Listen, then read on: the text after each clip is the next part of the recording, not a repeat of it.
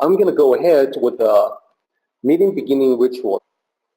起立，面向佛堂，参加三鞠躬、一鞠躬、再鞠躬、三鞠躬，参加各位点传世一鞠躬，开班一鞠躬，请坐下。Please be seated. And good morning or good afternoon or evening, whatever's appropriate for wherever you happen to be at the moment. And welcome to the online Tao study group. You know, Derek and I've been doing this for years and years. And when we got to the point where we had to be cognizant of what time zone people were in when we popped online, that for me was a really interesting moment for some reason. It just tickles me to no end that we've reached as many people as we have, and that we're in as many countries as we are on these Sunday excursions into the Tao. And every time that I welcome you all with good morning or afternoon or evening, wherever you happen to be, I'm reminded that first of all, we couldn't have done this without the technology that we have available to us, and how wonderful it is to be able to get so many people together from so many different places to be able to share and discuss and learn about the Tao path. And so welcome. As most of you by now are aware, because the Facebook pictures were up, I had the opportunity and great privilege and honor to be able to officiate over Nate Guerin's and Julie Tempest's wedding yesterday. And I guess, although I don't know how the name change will go if it does, but well, I won't even hazard a guess there. I'll just let that one go for now. But it was a tremendous privilege. Nate and Julie are not just students of the Tao path. They're also students in the Tai Chi school, and I consider both of them to be very dear friends. I've known Nate for a long time, and you know, it just, I don't know, it's just extra special when you get to do something like this for and with someone to whom you have that karmic and karmic bond and bond of friendship that we have for each other. Julie is a remarkable and wonderful young lady, very, very sharp, very bright, very spiritual, and I think the two of them are going to have a good time wandering down this path of life together. And of course, you know, we'll all be there to extend a helping hand if it's ever needed. But you know, every time I get the opportunity to do this, you know, I take advantage of the opportunity. In fact, I can't avoid the opportunity to reflect on my own wedding to my wonderful wife, Paige, and all the years that we've spent together. You know, I used to tell people that my love life was a cruel joke from the Tao, made to show other people how not to do it. For so many years of my life, I was not successful at relationships, and as it turns out, that was largely my fault. Go figure. Until I met Paige, and for some reason she actually has been able to put up with me for all of these years, which I still find somewhat remarkable. It makes me just a little emotional and nostalgic when I think back across all of those years. Rebecca and Aaron were quite small. Samantha wasn't even born. We had all kinds of kids, all kinds of people.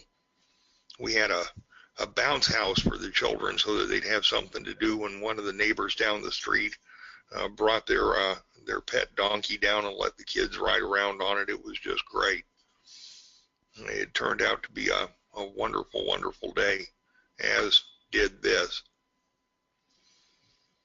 But I draw on those reflections as I prepare the talk that I give during the ceremony for the couple and for the family, because there are things that they need to know and things they need to be reminded of fairly frequently for a while that go into making a marriage sustainable. I'm something of an expert on how not to do it. I'm going to say after almost 20 years of marriage, I'm becoming an expert maybe on how to do it properly. but I'm not gonna swear to that just yet. I'll swear to it in another 20 or 30 years. I do, however, have some insight. There we go. Let's see if the technology will cooperate this morning. I do have some insights on some things that have helped, my wife and I and others create a sustainable, peaceful, and happy life together. And it is those thoughts that I share with the couple when I officiate, because they're important to know.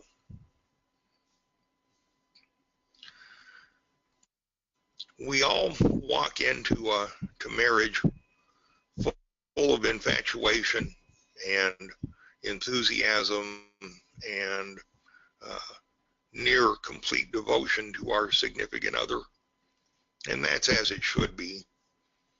The dating and engagement phase of a relationship cement that bond that holds a couple together for the first year or two. That first year or two is referred to in the psychiatric business as the honeymoon phase, and that's appropriate. It is, and it is among the happiest of times in a new marriage.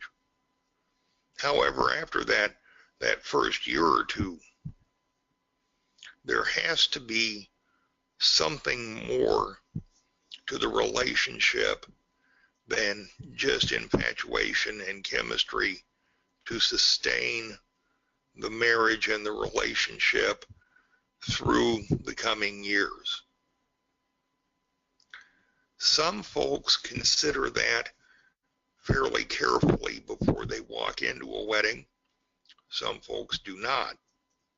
Some folks show up full of illusions and delusions about what married life is going to be. And then they discover some years later, after waking up next to a person they didn't know morning after morning, that it wasn't quite what they thought it was going to be. You walk into your wedding ceremony typically completely unprepared for what your significant other looks like at 5 o'clock in the morning when your baby has the stomach flu, or what they look like at 5 in the morning when they have the stomach flu, or right after they've just banged up the fender of the new car, or broken the dishwasher, or dropped the china, or lost the credit card, or smashed their third cell phone. That list goes on forever. Nobody walks into their wedding thinking about all of the things that could potentially happen, that could be allowed to cause conflict and anger and arguments and fighting and all sorts of other problems. And those are just the accidental ones. There's an entire list of additional issues that we inflict upon ourselves sometimes that can cause equal, if not greater, conflict and anger and pain. And so when I tell the couples that there has to be more to sustain the marriage than just love and chemistry, what I'm talking about are the same things that Lao Tzu talks about when he talks about the conduct of our interpersonal relationships. I explain that life is full of ups and downs. That one is not really a surprise to anybody, married, single, or whatever. Life is full of ups and downs. It just is. There are good times and not so good times, times of wonderful health and times of sickness, times when everything just couldn't be better, and times when we wish we could die. But most of the time, nearly all the time, at the end of the day, we truly are responsible for creating our own joy and our own peace in our own lives. The reason that I use the term creating our own joy and peace and the term in our own lives is because there are 2 points of reality that an awful lot of people just plain don't understand, and when you're getting ready to get married, you need to understand them. The first one is that every person chooses how they will respond to the words, thoughts, and actions of other people and the events of life. A lot of people will point their finger at another person and say, you made me angry, happy, sad, depressed, fill in the blank. But the simple fact of the matter is the other person didn't make me anything. They said or did something, and my reaction was happiness, joy, sadness, depression, anger, whatever. We create our own joy and peace.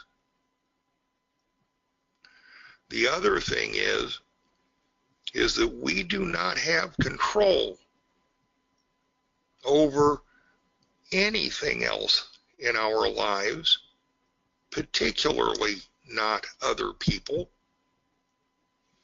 We may think we do, but that is an illusion. We do not. We can no more force a person to think the way we want them to, or believe what we want them to, or do what we want them to, any more than we can walk to the moon.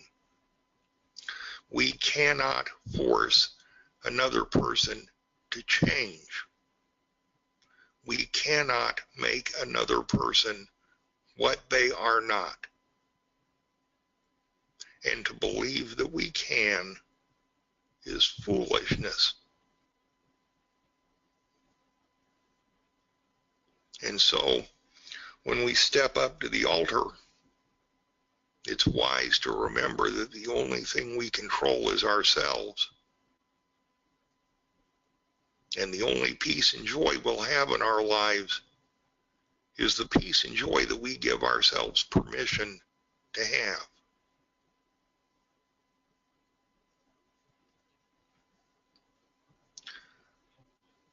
It is absolutely true that there will be hopefully very long periods of peace and joy and happiness and harmony in the new marriage. I hope and pray for that with all of my heart for every couple that I've married. I hope and pray for that with all of my heart for my own marriage. And I hope and pray for that in the lives of my children. And they're not married yet.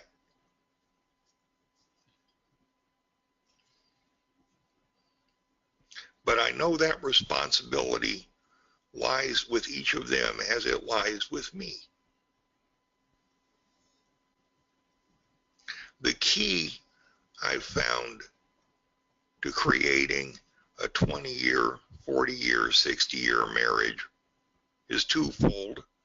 The first thing you got to do is live long enough. The more important aspect of that is that no matter what happens, good or bad, every morning you get out of bed, you'll look at yourself in the mirror and you find a reason within yourself to get up and keep doing what you're doing.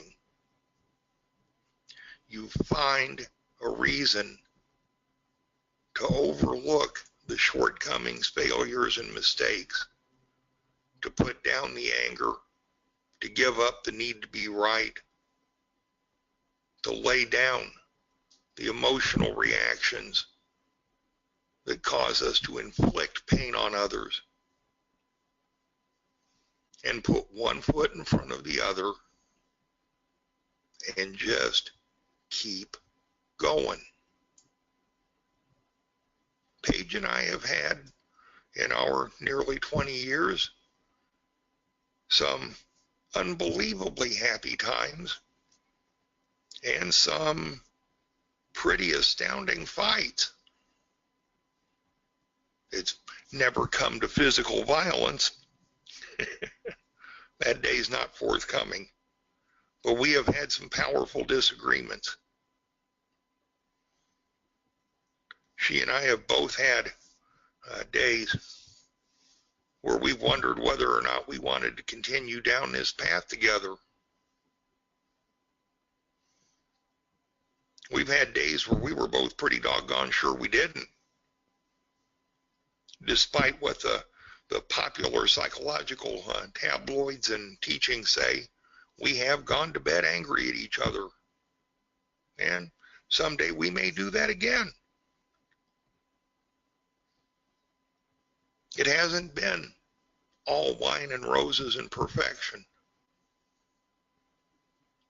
We've had all kinds of stresses, all kinds of problems, all kinds of pressures. But we have each, both of us individually, every morning for near 20 years, gotten out of bed every day and found a reason to continue to do this. At no time in that near 20 years, no matter how angry we both were at each other, did we ever look at each other and say, I don't love you anymore? Or, I don't want you anymore?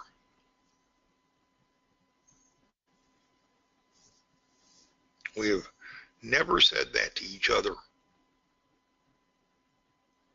There are precious few things in this world that can bring me to tears.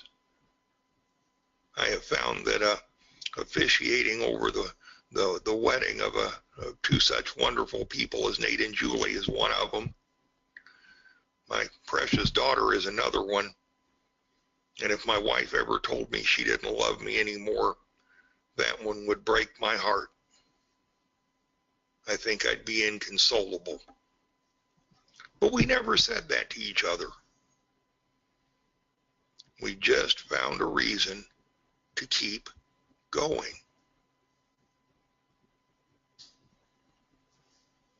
Lao Tzu teaches us that every relationship, not just our marriages, all of our relationships work better when they're built on the foundation of humility and compassion, where the participants can forgive and show some tolerance, some mercy, some understanding, where the participants let go of the unreasonable expectations of what a person should be and simply understand that those people are and where each of the people in the relationship can choose to be completely 100% responsible for their own thoughts, words, and actions. That's a fairly short list, but it requires a tremendous amount of work and practice and effort to implement. Those admonitions are difficult to cultivate and hard to apply when you're so angry at the other person you want to hit them in the face. It is very easy to lose sight of humility when the person you're talking to is so obviously incorrect you just almost can't sit still. However, it is way in our best interests and in the interests of our relationships to occasionally just let the other person be right, or to let them vent or express or do whatever it is that they're doing without feeling the compelling need to whoop them into submission. Forgiveness, tolerance, humility, and compassion are the lubrication for the skids of this life, and without them, life is very difficult. And when you have to wake up next to the same person for hopefully the rest of your natural life every day, without them, that can become extremely tedious.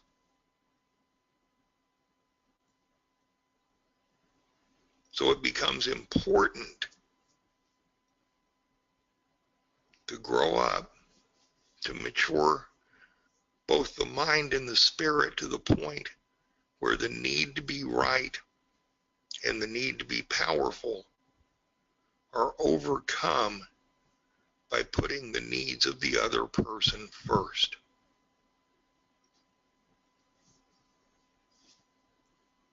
Sometimes for a long time, there are times when one person or the other carries the other person because the other person just plain can't do it. In a marriage, that happens for a variety of reasons. And the reasons aren't what are important. The understanding that sometimes one person gives 200% because the other person needs it is what's important. And not keeping score about who did what when is as important as being prepared to carry the relationship for a while if need be. It's at the moment where one person or the other says, I'm not going to do this anymore, that the relationship dies. But as long as both parties are willing to be responsible for the whole thing 100%, it can go on forever. That doesn't mean it's okay for one person or the other to take advantage. But that willingness to carry the entire relationship is the mark of real commitment and the desire to invest real work and real effort into the relationship. It's an investment that's always well returned. See, Lao Tzu was an unbelievably wise guy. He really was. He was very smart, very intuitive, extremely wise. And from what he taught us about our relationships with other people that are somewhat more casual than a marriage, we can infer the principles that make a marriage work, because those two sets of principles are essentially the same. And all people respond beneficially, respond positively to compassion and humility, a little common courtesy, some gratitude where it's due, and to kindness. I don't know of anybody who responds poorly to any of those things. Maybe I just haven't met them yet, but I'm pretty confident that what I've said there can be applied virtually universally. As long as we're prepared to sincerely express humility and compassion and to utilize that kindness. If you're newly married or considering becoming newly married, there are no principles that are more important than those of humility and compassion and kindness. The number one focus of your heart and mind needs to be taking care of your significant other. For me, my wife, my children, the dogs, well, okay, not the dogs so much, but my wife and kids come way before I do. Not in some grudging, argumentative, stingy method. I'm not talking about Ebenezer Scrooge. It's a sincere desire to see the smiles on their faces and the lights in their eyes. I want them to be happy. I want them to be well provided for. I want them to look at me and see a good husband and a good dad. Somebody who holds up his responsibilities and takes care of his family.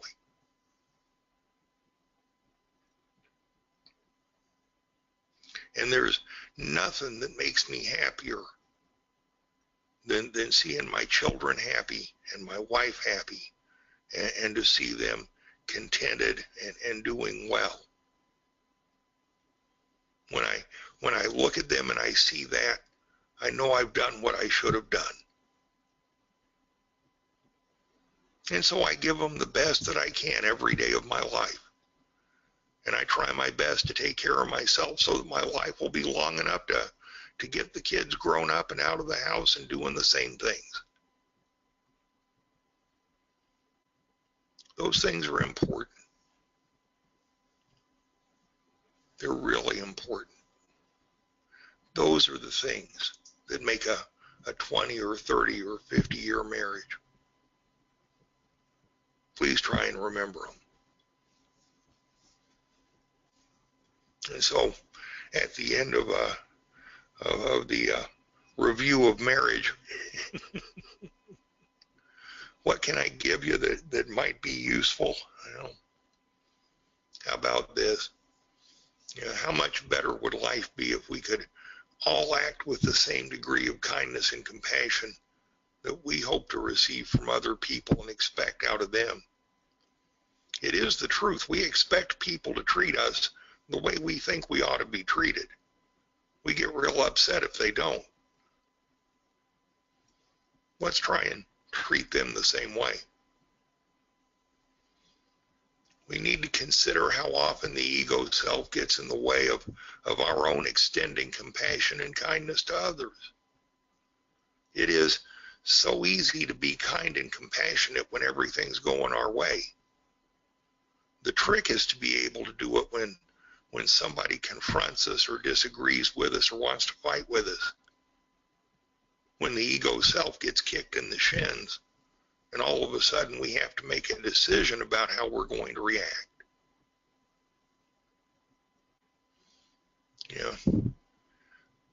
The other thing that always amazes me, and once again, this is virtually a universal truth, it's always the people that we are the closest to, where we both concurrently and simultaneously expect the best out of them and demonstrate the worst in ourselves. We take the other person for granted, and we treat them worse than anybody else in our life. because we take them for granted. We don't tell them how much we care about them. We don't tell them how much we love them. We don't look after their needs.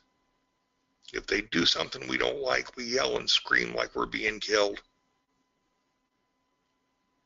But you know, at the end of behaving like that is one day somebody dies. And then you're all out of opportunities to tell them or to show them how much you loved them, how much you cared about them, what they really meant to you. And that is one of the greatest calamities and tragedies in human existence.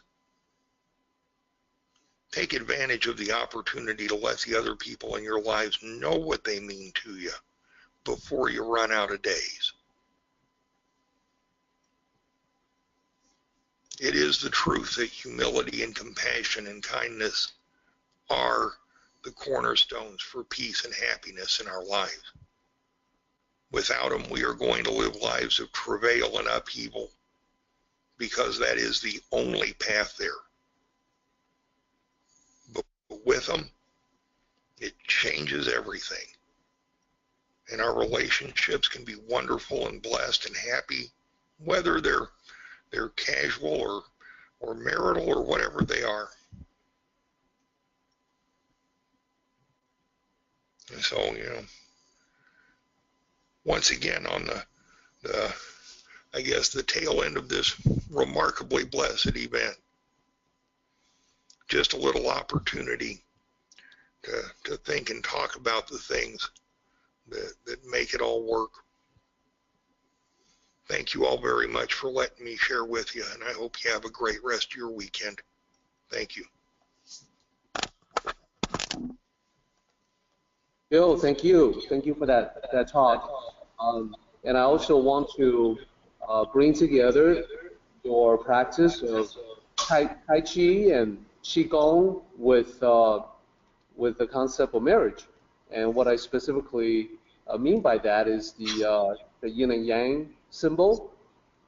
So when it comes to a marriage, you have two people coming together to form a partnership for life.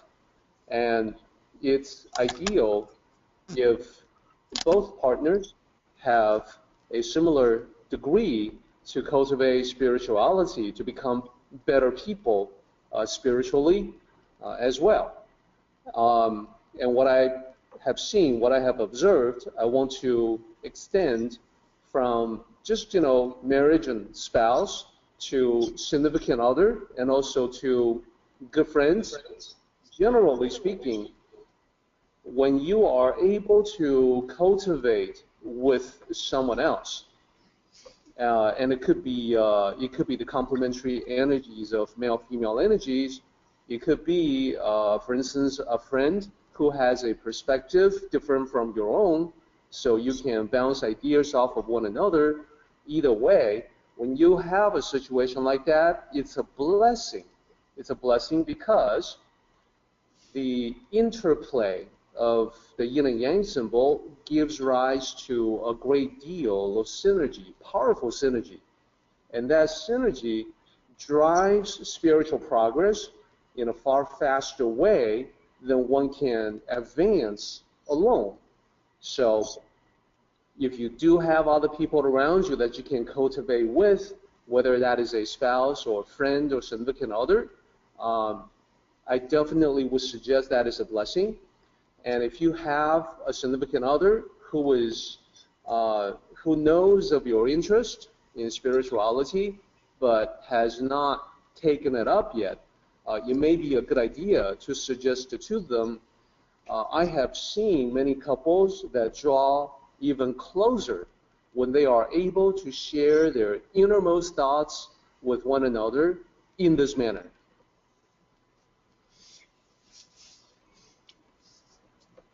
So that's kind of what I wanted to share with the group. It's probably what I would talk about at a wedding. And Bill, I'd like to get your feedback on that. Yeah, absolutely. Thank you. The only thing that I'd add to that is that making that bridge in communication requires a certain amount of vulnerability, and that vulnerability can be extremely beneficial if it gets two people involved in unifying their spiritual cultivation together. Even if the two traditions, or however many are involved, aren't identical, the very fact that the dialogue occurs is a wonderful thing. A lot of synergies created that way. Definitely. And I even see that when people have maybe slightly different paths or practice different styles of different forms, different traditions, that there's always room to talk about common ground, that there's a spiritual commonality to all of mankind, regardless of the specific path that you traverse. And that can be very beneficial. Sorry to interrupt. Go ahead. Oh, no. My apologies. You know, we see that in the Tai Chi school, because I don't restrict the practices there to only our style. We have people there with a variety of backgrounds, and all of those various backgrounds enrich the school. You know, I'm involved with a lot of people from a number of different spiritual paths, and once again, the availability of those additional paths, traditions, and information is good for all of us. You know, there's an awful lot more information exchanged and a lot more wisdom created than by simply limiting ourselves to what we've seen and what we know. Exactly, and that's why when it comes to spiritual cultivation, you know, I personally have a tough time seeing myself, putting myself on a pedestal to be the guru or the teacher. You know, I sort of consider everyone to be teacher and student rolled into one. That there's always opportunity to learn from one another. I think that's what it's all about. That statement is absolutely the truth. Let's go ahead and do the meeting ending ritual, everybody. 起立，面向佛堂，持架深鞠躬，一鞠躬，再鞠躬，三鞠躬，持架各位点传十一鞠躬，斜翻一鞠躬。Well done, everybody. Thank you so much.